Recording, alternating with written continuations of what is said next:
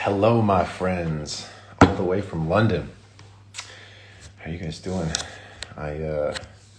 It's the first week we've taken off in a while, I think. Happy to be here. I'm through my jet lag. I'm through my quarantine. Back out in these streets and ready to chat with Jon. You know, it's an odd day and an odd time. It's good to see people jumping on here. See some of the Discord folks. How are people doing today? Jon's going to come on here in a second. Got some good questions this week. Get into it. See how Jon's doing. What's up, Nick? What's up, guys in the chat? What's happening? Let's see if we grab Jon. Yeah, London is a usual London summer where it's rainy half the time for no reason. What up, Dylan? What up, Brad? How you guys doing? All right, let me grab Jon here.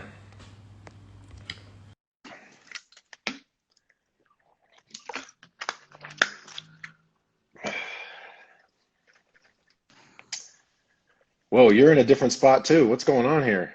I'm still in Santa Barbara. Oh, nice, man. Did you I stay an stayed extra?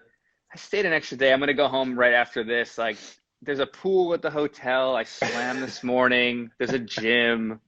I'm just chilling. Like, there's no crazy deadline in my life. And Josh is doing some notes back in the studio. So like, but I'm heading back after this. Well, let's start it off by saying that after a crazy 18 months, and still very crazy for a lot of people, if you get the opportunity to relax a little bit, or see some friends, or lounge, or hang, or chill out and get some space and some time for your own mental health, do that. Do that shit. I'm really glad you're doing that, man. It's nice to hear. It's really nice. So nice up here. I love it. I kind of like, I want to have a house up here. And I just love it up here. You do that, and then you start thinking about how much it costs, and then you're like, shit, I better get back to mixing. I know. No, I know. Well, it was just, yeah, I come up like once a month anyway. So I was like, what's the cost of a hotel per month for a few days versus renting a home up here or something? Anyway, that's an off mic conversation with you. Well, these are the advanced in your careers conversations that I'm sure some people would appreciate too. Damn, I wonder if we're gonna get the usual suspects in the chat here on a Wednesday. Sorry, guys, we're not at our normal time. Yeah, we definitely been shuffling around a bit. Obviously, missed last week when I was flying out here, and missed yesterday due to some scheduling stuff. But we're here an hour earlier than normal on a different day. But it's cool that people are showing up, and we got some great questions. And yeah, it's always nice to come back and do this to see you, obviously, my friend, Yeah. And also just get interaction from people and talk about making records. And hey, a little first timer on the live, welcome. Yeah, I love that. Those that are tuning in for the first time, obviously these will be available on my IGTV, and we'll have them up tomorrow on YouTube, and you can watch after the fact. And I don't know if Bradley, who usually takes notes during the episode, although I did see him in here, he's probably taking notes, and we'll have show notes up on LiveWithMattRad.com. Yeah, the usual suspects always in here. It's great to see. All right, cool. We good. Let's go. We good. Well, yeah, let's jump into some questions. Alex asked, and somebody else as well, I can't remember, I apologize, asked about the traveling setup, tracking and writing templates, and what the setup is. I'll just briefly go through it since people seem interested. What's up, Brad? There, yeah, taking notes. My templates are pretty much the same. You know, I basically have a few Pro Tools templates that I generally pull from based on what I'm doing. So I'll actually open a blank session and then pull in like a vocal setup, or a keyboard setup, or a drum setup, or whatever. My Ableton setup is basically just for writing. So I actually did pare down the template for this trip since I'm going to be writing out here and I'm not at my studio. So there's a lot of inputs from analog keyboards that I pulled out of the template. But other than that, it's pretty much the same. And then in terms of my travel setup, I've got my same laptop that I run everything off of. I don't have a desktop. So I'm running my same MacBook laptop. I have a little SSD, USB drive. I back up everything to the cloud, so I don't have backup drives and things like that. So I use Backblaze for that. I've got my little Apollo Duo, I think, and I actually brought one of my 87s on the trip this year. I bubble wrapped it and put it between a bunch of shirts and and things in my carry-on. What do you do? What do you do at the hotel room? Do you put mattresses like up against the wall I'm actually staying at a friend's place, and it's white walls and Oh, parallel right. walls. But Yeah, it's yeah, yeah. yeah, but yeah, I just basically I just just record sitting like this, and it's funny when there's a lot of I mean, I'm going to be in studios and things when I'm doing sessions, so that we'll have a more proper studio setup. But when I'm Yeah, doing things here in the house, I just hold an 87 in front of me, and it works great. yeah, Obviously, I know enough about mic technique not to put plosives in there and be too close to the mic and all that. It's actually nice. It's actually helping my mic technique. I spent the first 5 or 6 nice. days here when I was on quarantine, just writing a song every day, just to go through the motions. We've talked about on the Discord a bit. I love the exercise for people that are writers and producers. And really, even if you're not like a vocalist songwriter, to when you have an opportunity, go spend 5 or 10 or 20 or 30 days in a row and write a song every day and Mm, complete it. Just do it hmm. just to do it. Even if you got other work around it, just going through the motions of it's like doing reps in the gym. So I've been doing that every day, writing a bunch of bad songs, nonsense. Well, not complete nonsense, but getting the practice of singing and writing melodies and all that, and tracking my own vocals and stretching my Yeah. vocal cords. And I think that stuff is really, really valuable and really underrated for people who are used to just doing one role over and over. But it's also helped, we've talked so much about mic technique and vocals on this. I'm actually taking things from my conversations with you, my conversations with Matt Beckley about mic technique, and obviously Baines and Tizio, guys who cut a lot of big vocals, and thinking about how, what's the difference in sound here versus here, and am I actually pulling my head back on big notes, and probably annoying the neighbors here, but yeah, Mm. it's been interesting. So I have my 87, and that's about it. I have a little MIDI keyboard that's like the Akai thing that's like useful enough. And Yeah. and I do have my external keyboard, my Bluetooth Mac keyboard, which has the numeric pad on the side, and my trackball. And that's basically my whole setup. And obviously, always remembering double, triple, and quadruple checking that I brought my iLock. Yeah, those small keyboards, those small MIDI controllers make for different types of performances on synths and keyboards. That's There's, exactly true. you'll never play a piano part on Yeah, that thing, and that's okay. It's like playing a short scale guitar or like a super thin neck guitar. You're just gonna play different, like a Hofner bass. You're never gonna play like you play on a P bass. It's just not. It's not really possible. It's not as intuitive. Those keyboards, you're gonna get more plucky melodic things out of, or something weird and dissonant between two notes. And I think it's interesting to think about that as a separate instrument too. Like the yeah, type of MIDI keyboard, you're going to get a different type of record. You're not going to get an Adele ballad unless you're the best MIDI drawer ever for piano with sustain pedal all built in, like to your drawing. I mean, maybe somebody is like a virtuoso at that, but you should go into it thinking that way. Like you're going to do something different while you're in London, while you're not in your space. But maybe you don't have an upright piano. Maybe you don't have your 88 key keyboard. You're just going to yeah. go into a different circumstance, and I think that's really cool because different types of records will get made in this part of your journey as a songwriter.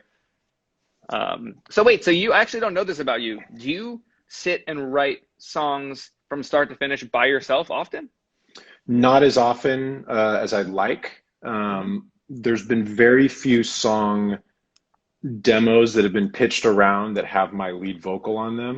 There's Yeah. actually one song that ended up, I think, being an Ollie Murs song a number of years ago, where there were three different lead vocalists on it, because Uh-huh. I think I wrote it with this duo Electric. Actually, I was just talking to Henrik and gonna have lunch with him. He's in London here, and Ed Druitt and Andrew Jackson. And Ed and Mm, Andrew are both amazing singers. And for whatever reason, I think we cut two different parts of the song, and I used two different vocals of theirs. And then hmm. once we finished that day, we wanted to add a breakdown chorus with an octave down vocal, but they weren't around. So I basically did an impression of them and sang it. So actually, the song demo that Ollie heard had Andrew's lead vocals, Ed's lead vocals, I think, in the chorus, and then my lead vocals at the end. Whatever it takes, man. Whatever it takes. I've But be, mixed records with three different vocals in three different sections, so there's no rules here. yeah. So generally, I'm not. To I'm May, not. Hey, what's up, to Alex? May, third cutie, third They're cutie. they're cute. So generally, I'm not cutting vocals, but I think, as we've talked about a lot of times before, I better know how to do it. I'm also writing lyrics and melodies in Yeah. the studio oftentimes. Some sessions I just sit back and I'm basically like producer editor. Some sessions I'm in there writing a lot of the lyrics and top line. and I want to have the ability to do all of it. You know, as we've Yeah. talked about before, the way I became a producer was really just I'm fascinated by music. I'm a huge music fan, but I'm fascinated by how people make the things that they make, and that's why Yeah. I've been able to Same. work on One Direction records or Keith Urban records or Denzel Curry records or whatever, like just all over the place because Yeah. I love all those artists and I love all those genres. And it's exciting to me to learn how to do something. So actually spending 5 days here in the government mandated quarantine has actually just forced me to be like, all right, well, I'm stuck here. What can I do? I got my setup. Let me write a song a day and stretch my vocal abilities and see what happens. And I Yeah. love what you said about, it's interesting to talk about limitations. There's this great, Yeah. I don't know if you've watched it, I don't watch a lot of the kind of contemporary music documentary shows and Hmm. things. I don't want to say which ones I haven't liked as much, but the one I do like a lot is This Is Pop, which just came out on Netflix, where the first episode is all about Boys to Men. The second one Oh, wow. is I don't T-Pain know and about this.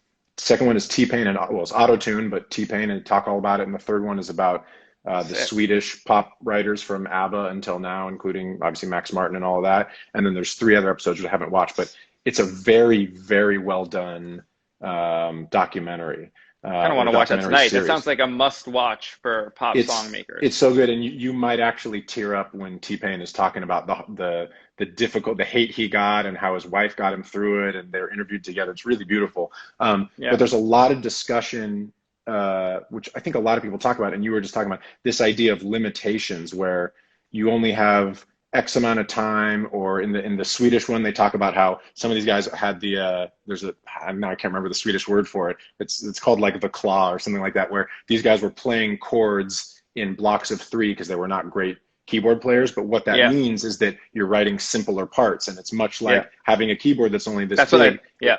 It forces me to not go and play like the full piano chords, which I truthfully I overdo oftentimes. I'm playing a piano part. I'm like, I'm going to play the whole piano. And it turns out maybe just two or three notes plus a bass underneath plus a higher pad or something is going to be the right thing. So limitations in the studio, especially, as a writer producer, is a really great tool to focus your creative abilities, trying to write things. This is one of the reasons to try to write a song a day when I'm doing other things in my life, is because it's very hard to write a great in-depth, well thought out song in 2 hours and record a Yeah. vocal and all of that. But it forces me to get it done, and different results come out of it because of it. Yeah. And the So thing having about those limitations is limitations, great. the most important part of limitations is understanding what the limitations are.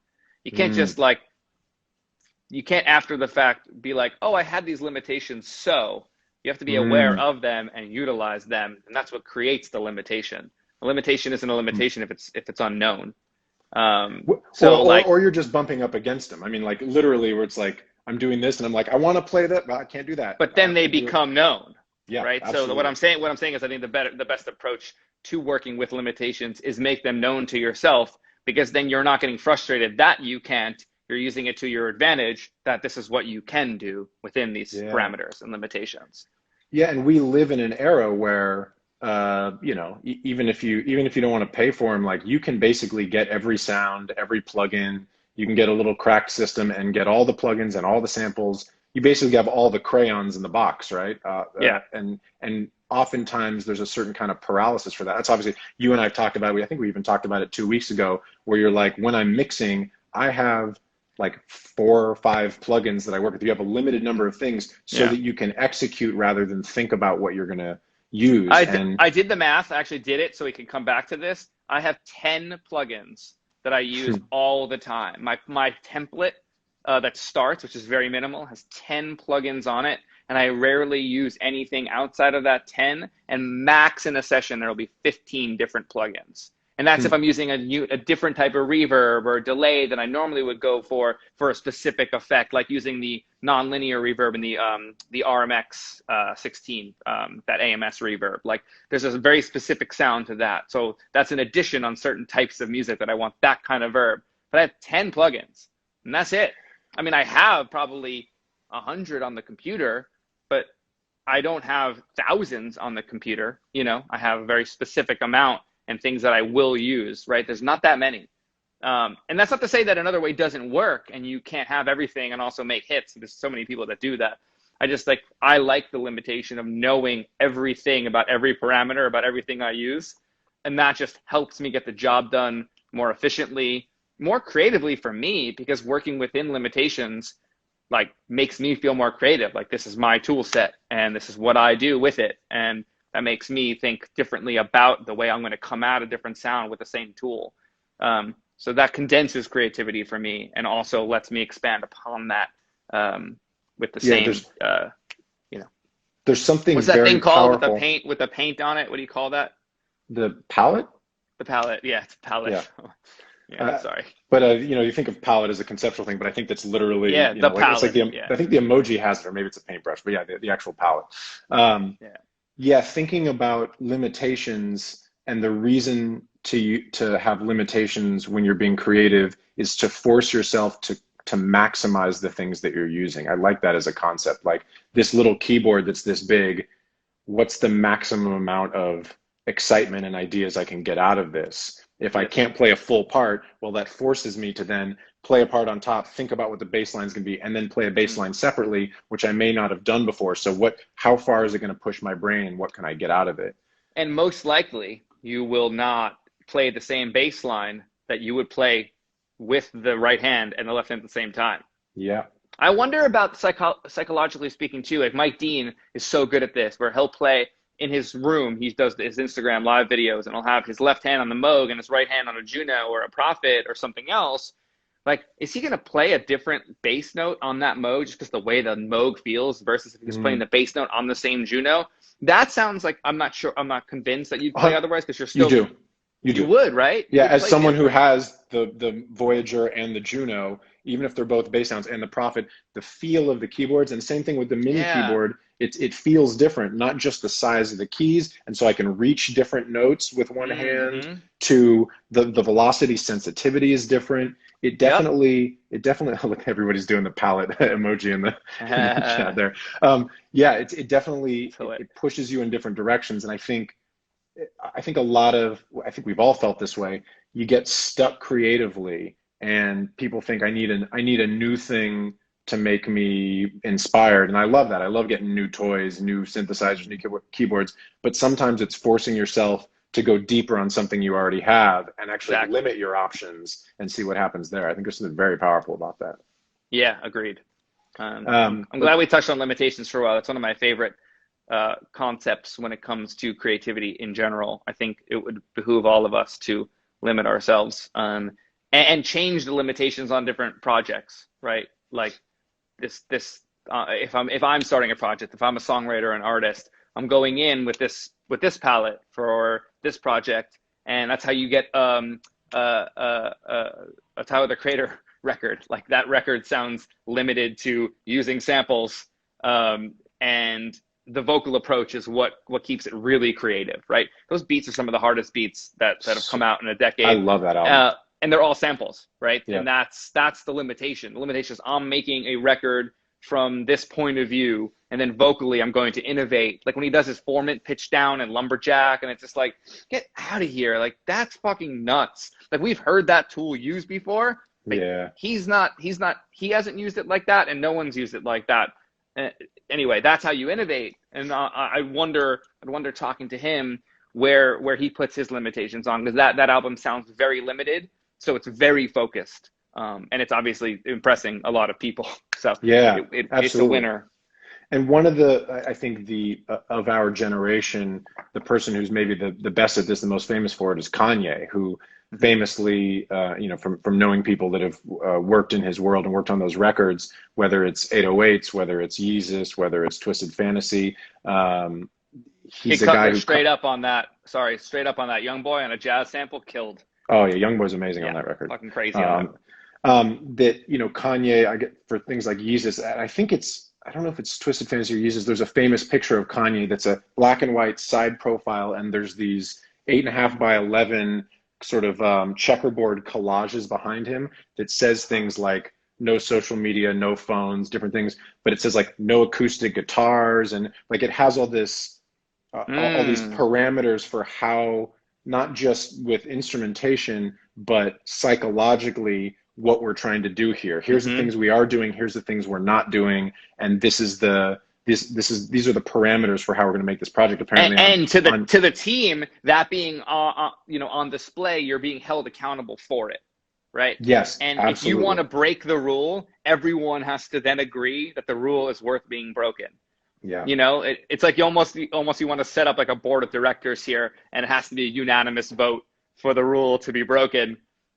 Well, truthfully, it's with records like that and talking about art. This is why art by committee kind of sucks, and a lot of the best art is dictatorship, where somebody goes, "This is my vision," and everybody goes, "I'm on board." And whether all these people are offering different things, but it's like they talk about it a lot with like comedy writing and things like that. A lot of the shows where there's writer rooms are not nearly as good as like a Curb Your Enthusiasm or something where it's like there's one or two people that are really having the vision for it, and that's where you get unique art, and that's where you get unique records and things like that, and Kanye being obviously one of the masters of that. Who's saying that we look malnourished? You look malnourished. Which one of us looks malnourished? Let's talk about our nourishment. I've been eating well up here in Santa Barbara. maybe That's we look hilarious. Poorly lit. I don't know. Maybe we're just thin. Damn, I love that. I love getting called out for shit like that. Like, wow, did I not have enough protein today? Like, that's crazy. I think you're looking thin and beautiful. Oh yeah, that's a Tyler lyric. I was like, it's got to be a lyric. Are we talking about Kanye? Like, I don't know that. Yeah, that's what I meant. I thought so, but I was like, are you talking to us too? Are you saying something more? Anyway, that's hilarious. This is and much love to the chat and the Discord crew and all that. That's why you don't read the chat. Yeah. Because they're having their own conversation in there, which I love. I love that there's like a culture in the chat. That's amazing. Should we answer some questions? Yeah. Do you want to? This is a topic that we've talked about before. Okay. But Matt asked a sort of involved question about demoitis, and the question was essentially, how do I talk an artist out of demoitis? And I wanted to. You can't. Well, you can't, and there are certainly situations where somebody is attached irrationally to something that was done early on, but also I think for the most part, demoitis is the wrong word to use because it implies that somebody's wrong about something. But if an artist is attached to something, it's your job as the producer, collaborator, mixer, whatever, to figure out what it is that is emotionally resonating with them and help achieve that. So I have so many thoughts on this. I know, I have so many thoughts too. I'm trying to get a psychologist and a neuroscientist on my podcast for this, because someone's got to talk about audio memory. Someone's got to tell us what's actually happening and the adverse feelings towards change from something you've lived with for X amount of time, right? So like the Frank Ocean version of this is there's no bounces, right? Frank doesn't do any bounces until it's time. He doesn't show the team, he doesn't show managers and anybody until the time where it's like, to him, it's done. And then maybe there's notes. Maybe there's feedback from trusted sources. Who knows? I'm not privy to that piece of information. But there's no bounces. So you leave and you come back. So living with this thing is dangerous. We know that for sure. Living with an incomplete version of the incomplete concept of what we're shooting for, right? So a first day demo where a limiter is strapped on the end and all the energy, like we've talked about this in episode 1, 2, 3, 4, 5, 6, 7 on LiveWithMattRad. People have put a limiter on the day one bounce, so to try to make it more exciting, but then you're stuck with this. But what you're saying is very valuable but there is a vibe that everybody agreed on that is correct, right? So a lot of mixers have never been in the room when that's happened, right? So I come from the vantage point of having had a publishing deal and been in hundreds of rooms with many different producers and writers and done it myself, done the clamp down to get it to be loud because that's what I thought I was supposed to do. My engineer brain would always tell me not to, but I tried to, limit myself, right? And say, all right, I'm not an engineer in this situation. I'm a producer, I'm a co-producer, I'm whatever. So throw that out the window. But demoitis is definitely a thing. There is definitely a memory that then comes into play that if you don't listen, first of all, multiple times or completely down multiple times, you're not going to understand the affected change that the new record or new version of the mix is trying to present. So my argument, outside of fists, like Kid Cutler is saying, to show change, would be to present another way. But in that way, be very sensitive to the energy, to the vibe. In fact, go so far to where that vibe is, but maybe it has to be quieter, or maybe it has to be warmer, but still maintain more of the energy that they liked. And at some point, they're going to recognize, this is from experience, by the way, they're going to actually wind up pulling you further back from where they have, because they've now been presented with a version of what they had with more subtlety, more nuance, more openness to what they even put in their record, that they're going to crave more of it because they forgot that was there. And the only way to do that is to loosen it up. It's to unmix it. I always, like, Spider and Roy are super into this, like, unmixed at the gift shop. Like, my version of mixing is unmixing, loosening it up, showcasing things that you didn't even know were there. And then there's collaboration, right? You might nail it on the first pass because you got it right, but that opens the door to, oh, that's sick. Forgot that was there. What if we do this now? What if we actually make it even quieter, because now we can get more low end or more low mids and more warmth, or now we're missing some of the brightness, but I love where you reoriented things into the mid range where there's music, but let's go a little bit brighter now. And then if I took it too far down, warm, that's great. Now I have headroom to bring it closer to where they had it, right? So there's this give and take. But the only way to win that battle, for lack of better words, is to showcase a completely different version while maintaining vibe. It can't be just a little bit different, because then it's not an improvement. And it could be, and someone could be open enough ears to think like, okay, all right, it's like 5% better, but I'm looking for 20 to 100% better. I'm looking for bigger improvements. And the only way to do that is to kind of reinvent the wheel while listening and maintaining. Interesting. So the technique to do that is constantly referencing the rough mix. Well, I was going to say, you have to constantly come back to that. Yeah, you can't forget it when you're mixing. That the way you answered it obviously speaks from a lot of experience, which I like, and I like how the fundamental is, again, understanding what it is that they're loving about the initial version, because ultimately that's what you need to do, because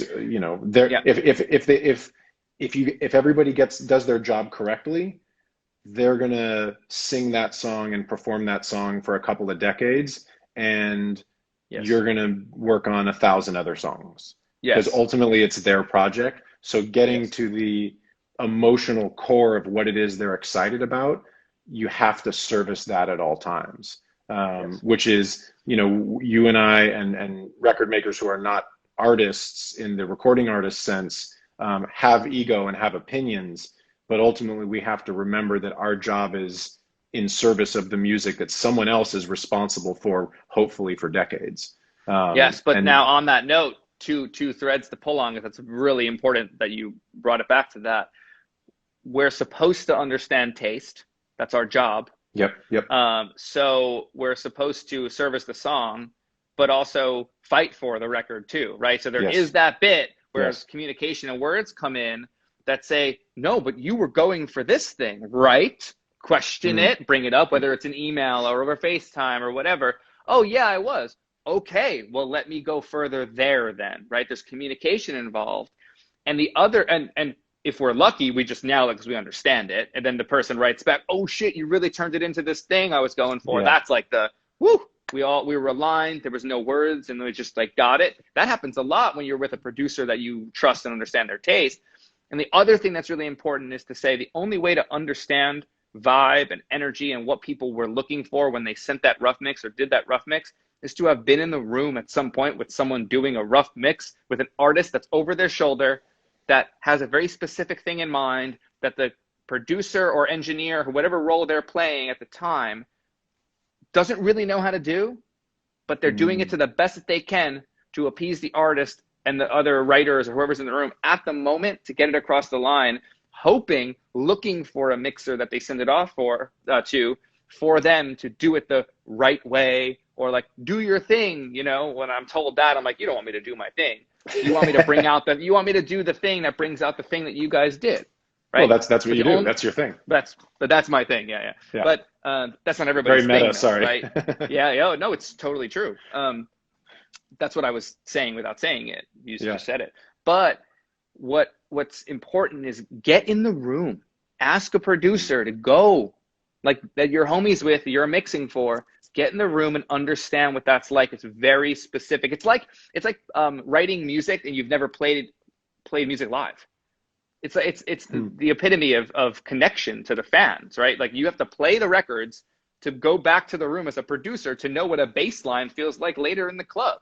Like if you've never been to the club and you're making 808 beats, like how do you know how it's going to translate to the club? You're not doing the lived experience. Same thing as mixing. If you're not mixing and you've never been in the production room, that's not the same connection. It's different. Yeah. It can't be so technical. There's obviously the technical part that exists in the background. That's like the vocabulary, the vernacular, all that stuff exists in order to, to have the tips and tricks that lets you get things to a certain loudness level while maintaining full frequency response. Like, yeah, we have to know that. I'm an engineer, like I'm a technician, but I don't want to talk like that. And I don't want to know that stuff out loud. I don't want that to be known. Like, I don't give a fuck about 2200 Hertz. Like, I just don't care. It's very important to care about that when the move needs to be made, but you don't learn that by watching the creative process in the room. And that's how you learn how to mix records and maintain vibe. Yeah, absolutely. There's two things I thought when you were saying that. One is back to that This Is Pop show, and they talk about the beginnings of that, what's it called? Sharon, the studio in Stockholm where Dennis Pop and then Max Martin and all those guys came up. That initially those guys were basically a collective of DJs, Dennis Pop and those guys. And what they would do when they were making like the Ace of Base records is they would take the songs that they worked on that day, take them to the club, play them in a DJ set, and watch what they reacted to. And if there were parts when the crowd started to kind of lull, they go, we need to change that part. Thinking about what the intention of the record is, as you talk about a lot, is super, super important. I was going to say the other thing, when I get... Hold on, pause that just because that's crazy. Imagine being in the club when the lead line to The Sign comes on and you don't know what that is yet, but you're just like, wait, this melody is crazy. Like, it never even lands on a note. It's so squiggly, and you're like, sorry, I just got chills thinking about that. No, absolutely. And Kid Cutler, that's said in the chat there, same with Atlanta and Magic City, like exactly. the famous strip club where, we talk about 808s, like go to Magic City and see what this record sounds like and see how the dancers respond and see how the crowd responds and see what people do in the environment that is sort of the most pure version of the audience that you want to get into or get the music to.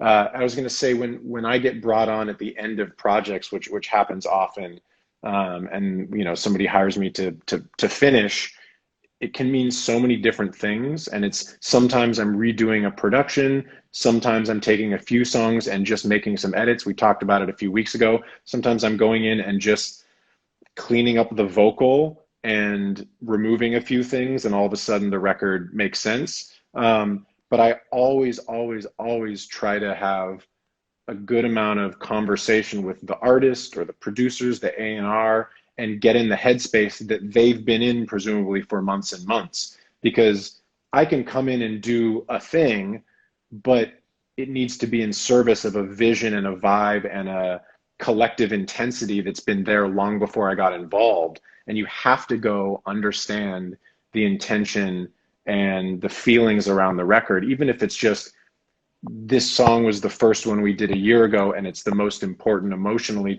to me, I'm the artist, and it needs to be like this, or I don't want it changed much. Like, those are important pieces of information. And as a mixer, you are always coming in at the end of a very long process, and being mindful of that is super, super important. Man, this question I just got asked in the chat's really interesting. I don't even know how to answer this, but we should try because it sounds fun. How do you train yourselves to listen to music without being distracted, especially with all the ADD we all have? We all don't have ADD, would be the first thing. and music for someone that I might have some of it. That's what's supposed to mitigate that. I mean, it takes you to another world. It displaces you from that anxiety, and it gives you something to, imagine, right? Like that's the best songwriters speak words that we don't have for ourselves, right? That's the whole point. I have a version of an answer to this, which Uh-huh.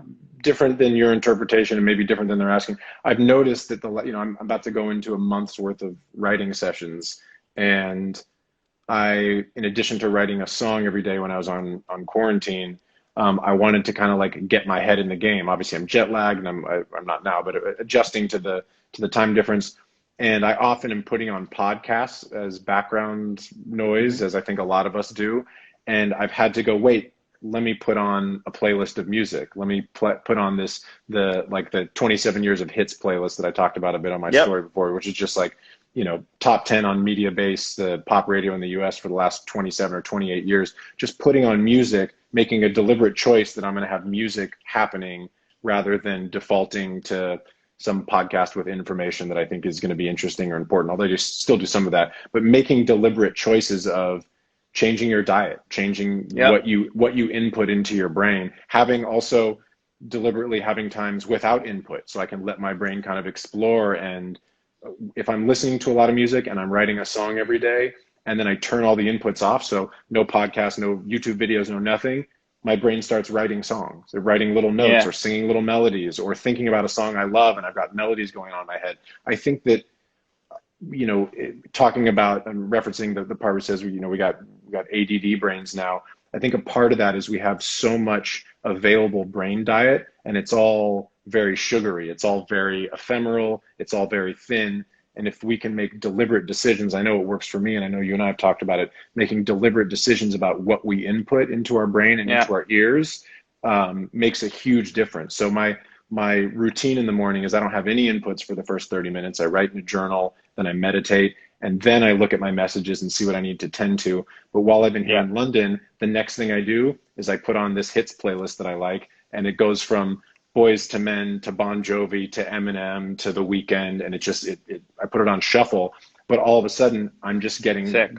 great songs in my head, and that really changes how I output from there. So Yeah. maybe that's No, an I answer love to I it. love that you took it there. I could have done that as well. I love that point of view, all of it. I Yeah. completely agree with everything you're saying. I also love what Jared Masters is just saying.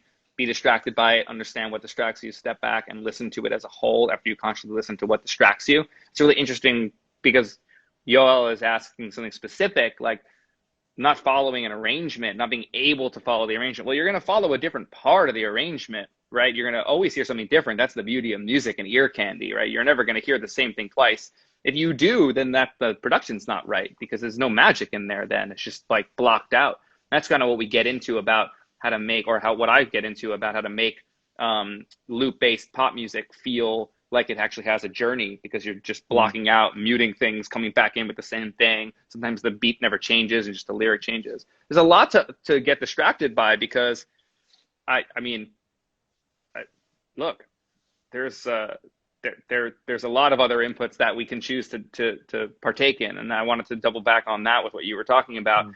The Andrew Huberman podcast, Huberman Labs podcast, has been really beneficial for me because he discusses, science-based evidence for what is causing these things to distract us.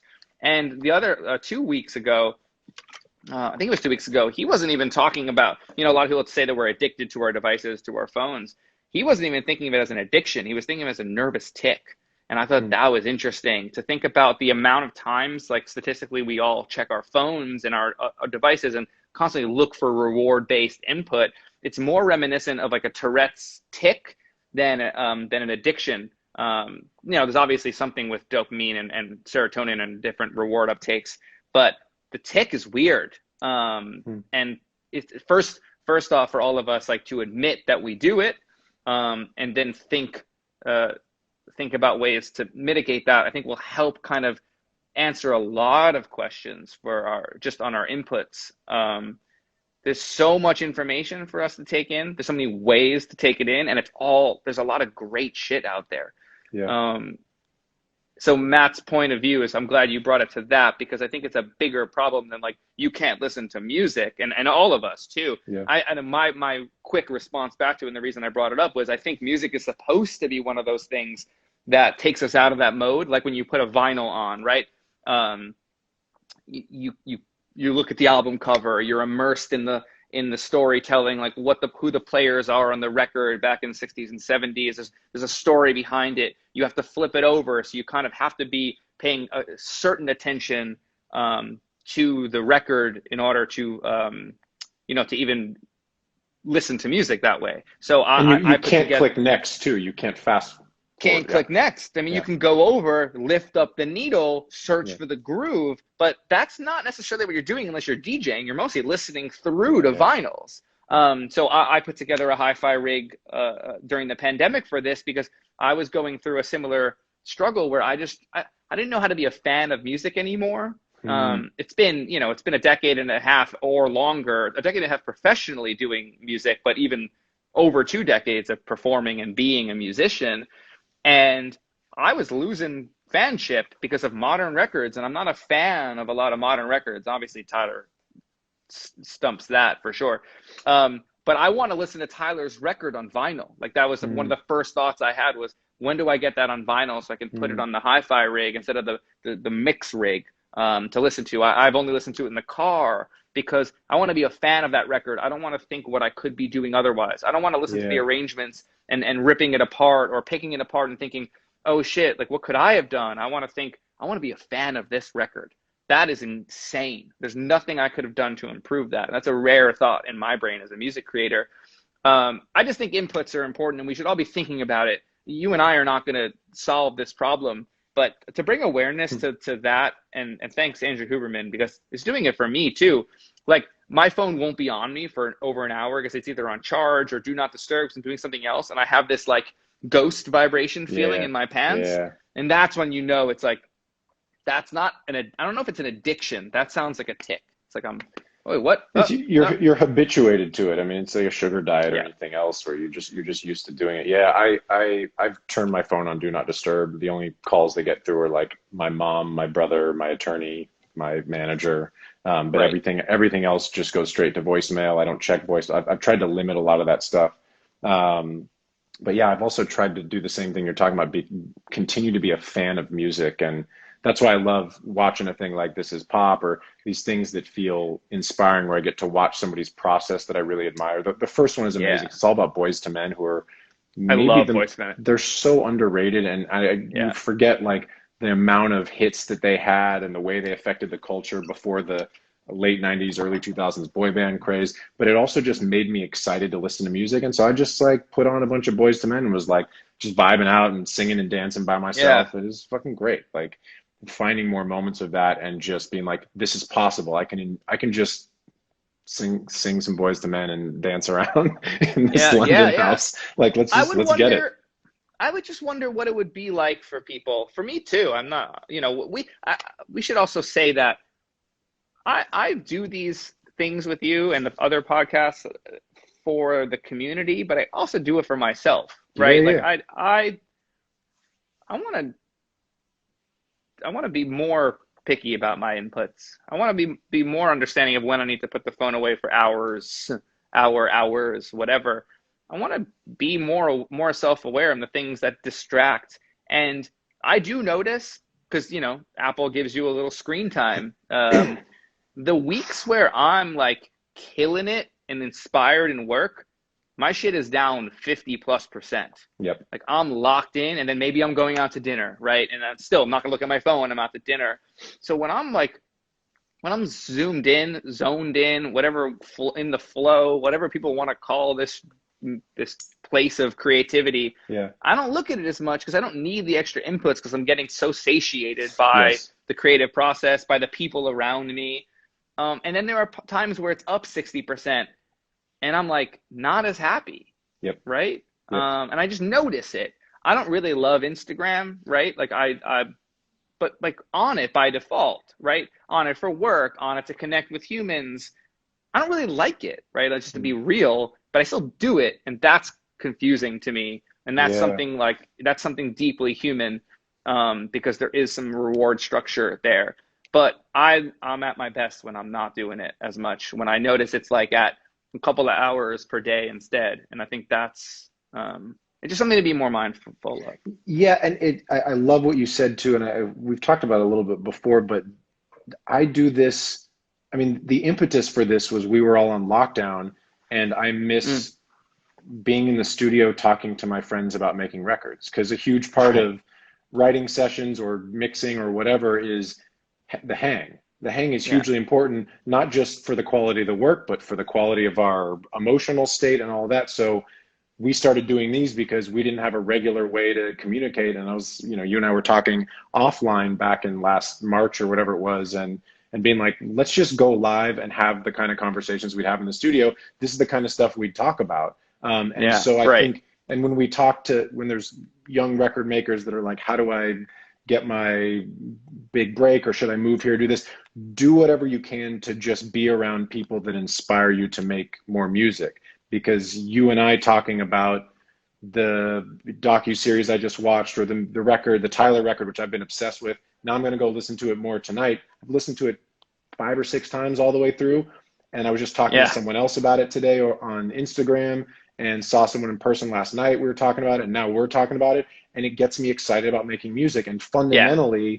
that's one of the hardest things to sustain, especially in a time when we're isolated and far away from each other, is the ability to just talk and get excited about music.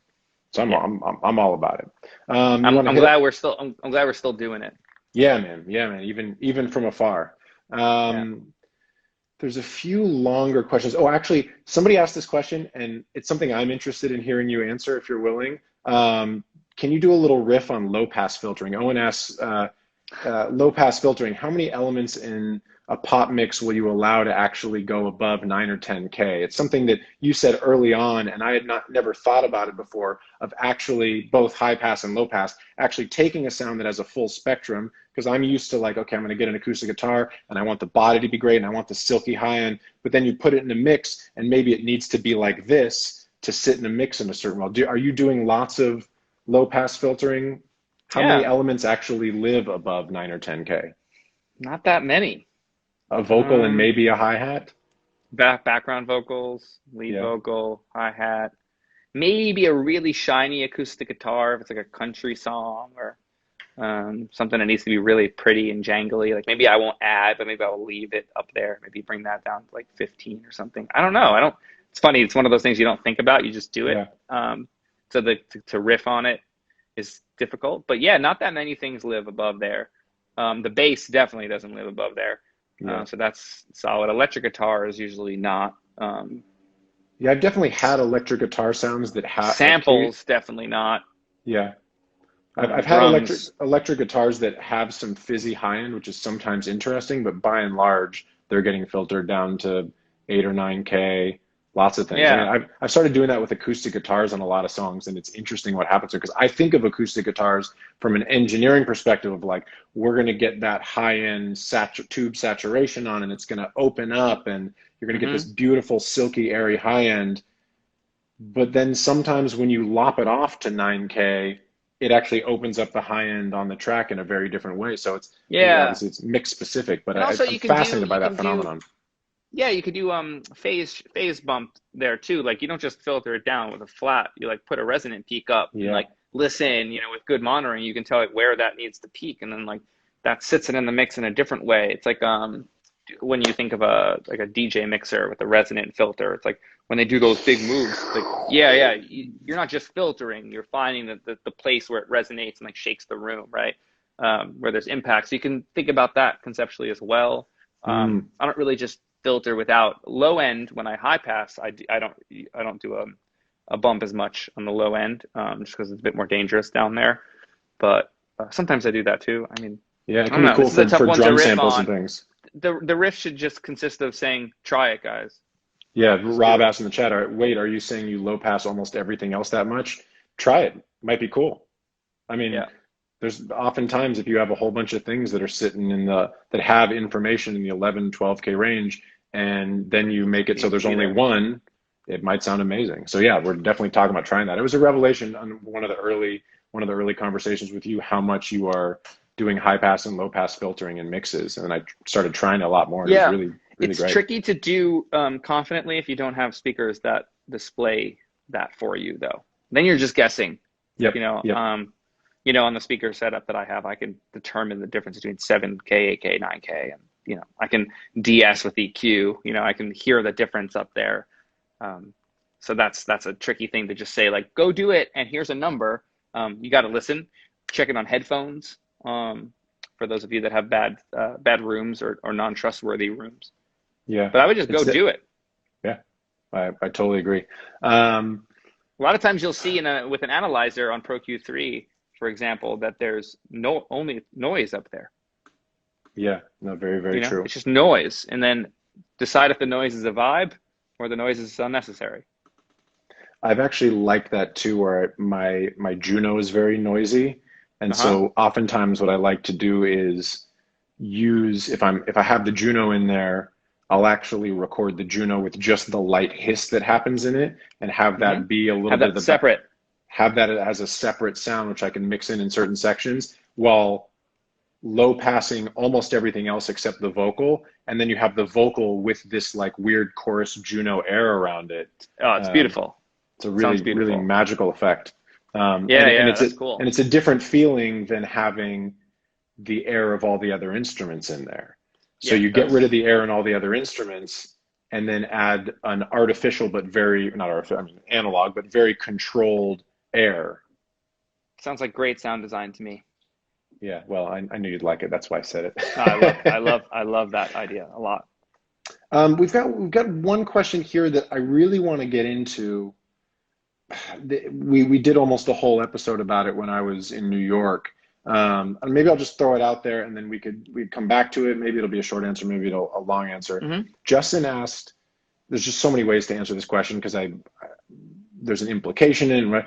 That Justin asked, did you lose or have to push away lots of friends to get where you are? Uh, there's an implication in that, like you have It's a to, deep one. It's a deep yeah, like you question. have to push people aside to become successful. And I think the answer to that is no. You don't have to push people aside in some awful No, negative that's a way. no. I do think that there is, we've talked about this a lot, which is Hmm. the lifestyle of someone who is going to be making records in any capacity takes a kind of commitment that a lot of people don't really understand. And you are going to sacrifice parts of your life, most likely, if you are going to become extremely successful. And it doesn't mean that everybody has to go be top of the heap, A Yeah. level, whatever you're trying to do. There's lots of ways to make music. And I am a promoter of everybody just making music because making music is awesome. You don't have to be an A level mix engineer or producer or whatever. But in order to do that, almost everybody I know has, their relationships have changed dramatically, where people that they were friends with early on are just not the same part of their lives. And it's something I think about a lot, and Yeah. I I don't know don't how know to if there's answer a this good in six answer. minutes, Yeah, I don't know if there's a good answer for it. but I um like your first answer. You're not pushing it. You're not pushing people away. It's not a. It might I be a just natural byproduct of the career path choice, but you're not. You should not be actively throwing humans out of your life.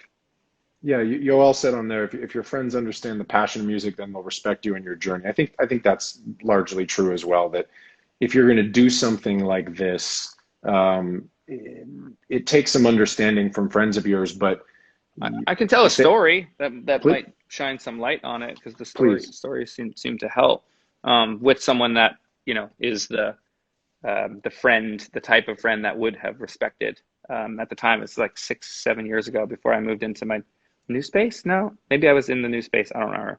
My friend Doug, he lives in Nashville. Love Doug. He was moving to Nashville and he was having a going away party. Um, at some place in Los Feliz. I kind of forget the name of the place. And he invited me, and I wrote that I was in a session, making a long story really short. And his response was, "Your life is one big session." And it made me cry. And I somehow found a way to get there by the end of the night. I wound up having like a glass of wine or something there, and wound up making it. But it put about 10 years prior to that into perspective of I used to get invited places and people would just stop inviting me.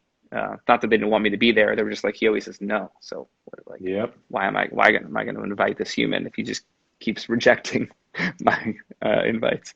I would say to those humans that I wanted to be there, but I also really wanted to get good at something, because if I didn't, like, I didn't know how to create some sort of path towards stability that I was seeking out, right? So it was tough. I mean, you definitely lose friends, but I don't think you lose friends in a negative sense. It's just, it's not like people were hurt or, trying to hurt me by not being my friend anymore. It just was a natural fall of the leaves, I guess. I think it is the case that a lot of the infrastructure built into how people socialize, things like happy hour after work. If you're a record maker, those are just not going to be a part of your life. And that's a big part of how people, people go get drinks after work, get from 5 to 7 when there's half price, whatever, after their job, and you socialize with your coworkers for a minute.